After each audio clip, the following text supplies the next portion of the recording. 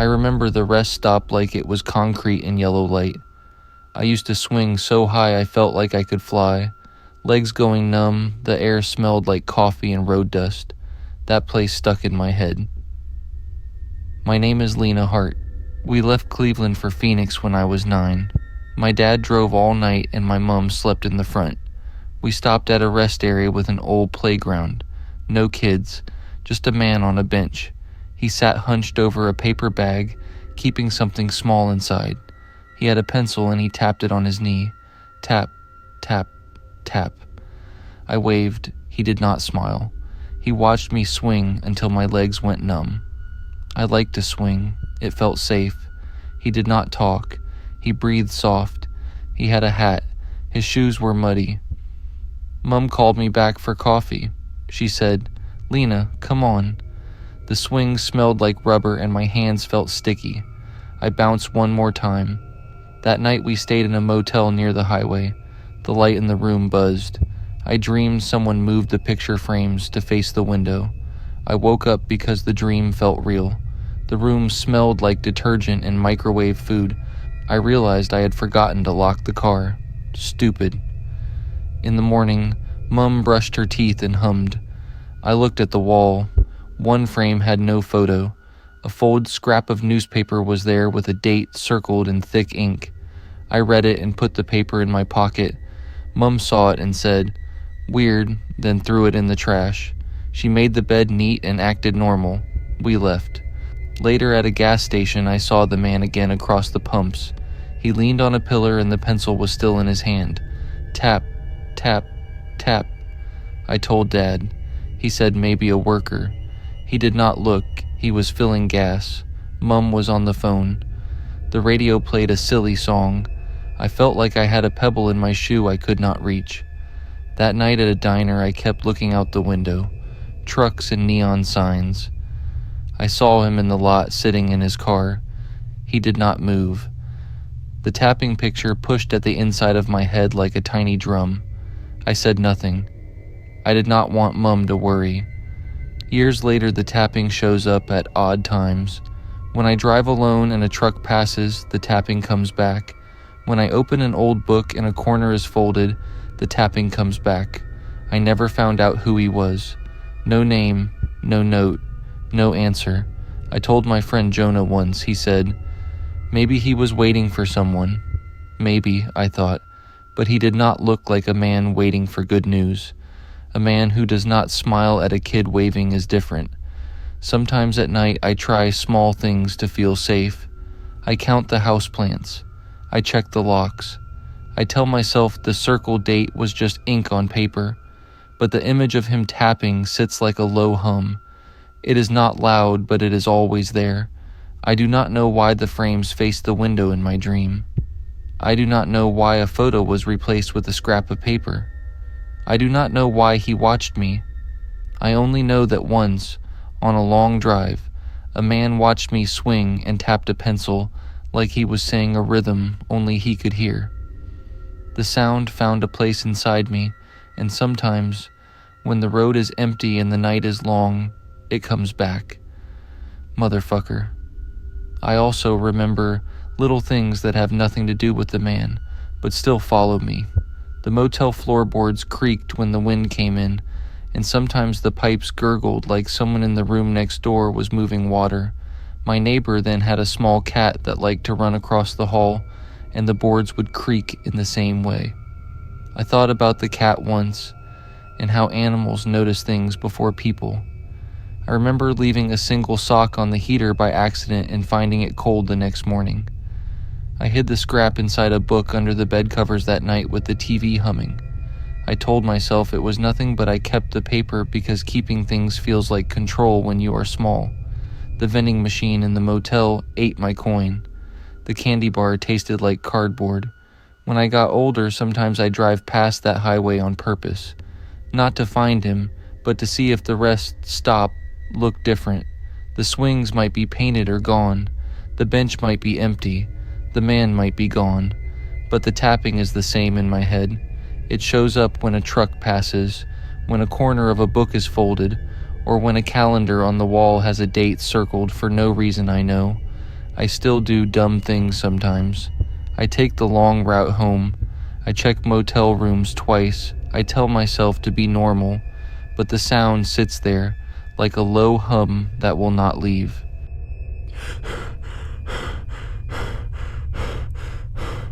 I still check every room before I sleep.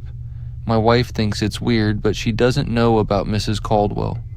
Nobody talks about what happened at Little Sprouts Daycare in Phoenix back in 1997. They should. I'm Marcus, by the way. I was 5 when this happened. My mom worked double shifts at the hospital, so I spent most days at this daycare on Central Avenue. The building was old, probably built in the 70s. Yellow brick walls and those weird brown carpets that smelled like cleaning stuff and crackers. The dress-up cabinet was huge, like taller than most adults. It had princess dresses, cowboy hats, plastic shoes that never fit right. We'd play pretend during free time, but during nap time, that cabinet just sat there in the corner, dark and quiet. Mrs. Caldwell had been there forever. She knew every parent's name, remembered birthdays, always had Band-Aids ready. My mom loved her. All the parents did. She baked cookies for school events and wore these flowery dresses that made her look like somebody's grandma. Nap time was from 1 to 3. We had these thick blue rugs, the kind that left marks on your face if you pressed too hard.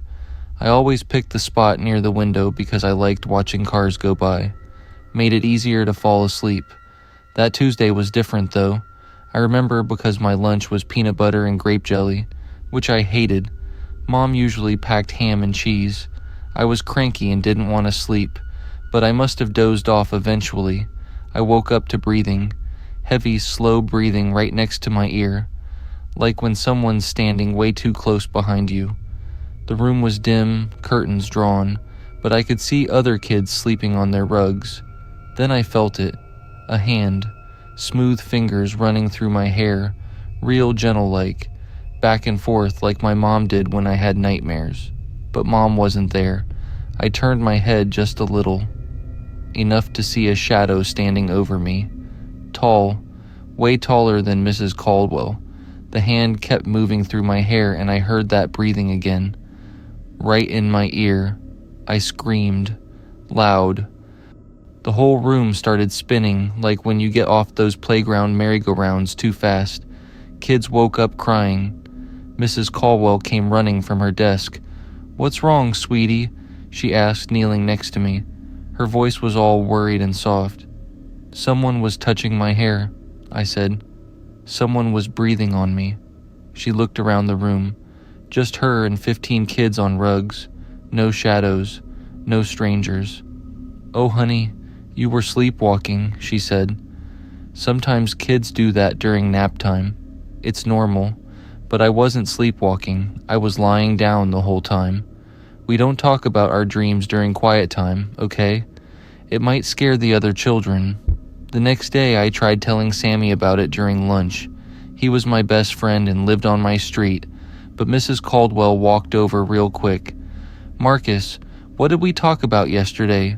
Sammy looked confused. Mrs. Caldwell smiled at him.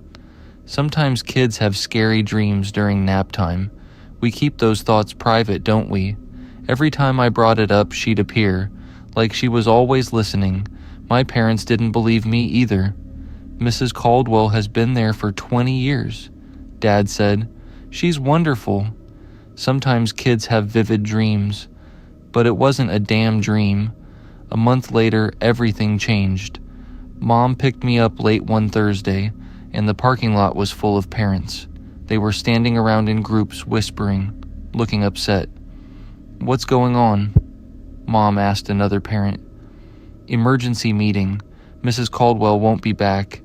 They transferred her somewhere else. Personal reasons," they said. Personal reasons. Nobody ever explained what that meant.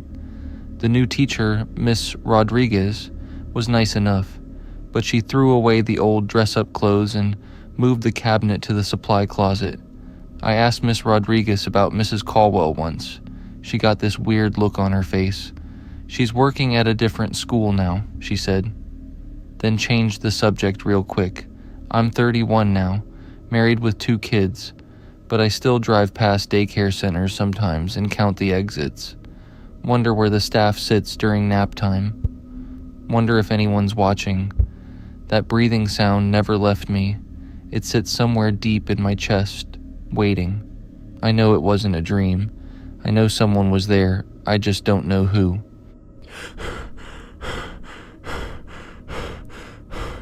I still check my locks twice before bed, and I'm 32 now. Some things from when you're a kid just stick with you, you know? This happened when I was 8, living in Bakersfield with my parents.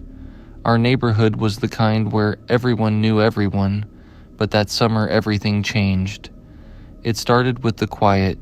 See, our street used to be full of kids playing until their parents called them in for dinner, but that July, something was different. By 8 p.m., every house looked empty except for one across from us. The Hendersons lived there. Nice old couple who always waved when we drove past, but they'd been visiting family in Oregon for 2 weeks. That's when I noticed the light. Their basement window faced our living room, and every night around 9, this dim yellow light would flicker on. Nothing weird about that, right? Except the house was supposed to be empty. My dad said it was probably on a timer, but timers don't explain what I saw next. There was always someone moving down there. Just a shadow, really, walking back and forth past that little window. Never the same time twice, sometimes at 9:15, sometimes closer to 10, but always quick, like they were in a hurry or trying not to be seen. I told my mom about it while she was making breakfast one morning. She just laughed and said old houses make weird shadows, but I could see her looking across the street more often after that. Then my favorite toy went missing. It was this stupid little robot my uncle gave me for my birthday. Nothing special, but I carried it everywhere. One Tuesday I left it on my nightstand before dinner, and when I went to bed, it was gone. My parents helped me look everywhere. Under my bed, in the toy box, even in the washing machine, because sometimes weird shit ends up there. 3 days later, I found it sitting on our front porch. The thing was covered in dirt like someone had buried it in their backyard and dug it up, but that wasn't the creepy part. When I picked it up, there was this long black hair taped to the bottom, way longer than anyone in my family had, and kinda greasy. I ran inside and showed my parents. Dad examined it real close, turning it over in his hands. Mom got this look on her face I'd never seen before. They said it was probably just some kid playing a prank. But that night I heard them talking in hushed voices after they thought I was asleep. The next morning, our back door had 3 new locks on it. The basement light kept coming on every night. Sometimes I'd sneak into the living room after my parents went to bed and watch for the shadow. It was always there, pacing back and forth. Once I swear it stopped right in front of the window and looked up at our house. I couldn't see a face or anything, just this dark shape that seemed to know I was watching. After 2 weeks, the Hendersons came home. The light stopped coming on. I forgot about the whole thing until I was 16. We were cleaning out old storage boxes from under the stairs when I found something that made my hands shake. It was tucked inside my mom's old photo albums. This faded Polaroid of a kid's bedroom at night. My bedroom. The picture was taken from the foot of my bed, showing me sleeping under my dinosaur blanket. You could see my robot on the nightstand, which meant this was taken sometime during that weird summer. The timestamp on the bottom said July 15th, 3 days before my toy went missing. I stared at that photo for maybe 10 minutes, trying to make sense of it. Someone had been in my room while I was sleeping. Someone had taken a picture, and somehow my mom ended up with it. When I asked her about it, she went pale and snatched it from my hands. She said she'd never seen it before, but we both knew that was bullshit. She threw it in the fireplace that same night along with a bunch of other old papers. We never talked about that summer again, but sometimes I catch her staring across the street when she thinks nobody's looking. The Hendersons moved away years ago, and the house sits empty now. But sometimes, late at night when I can't sleep, I still dream about that basement light flickering on and the weight of someone watching me through the darkness.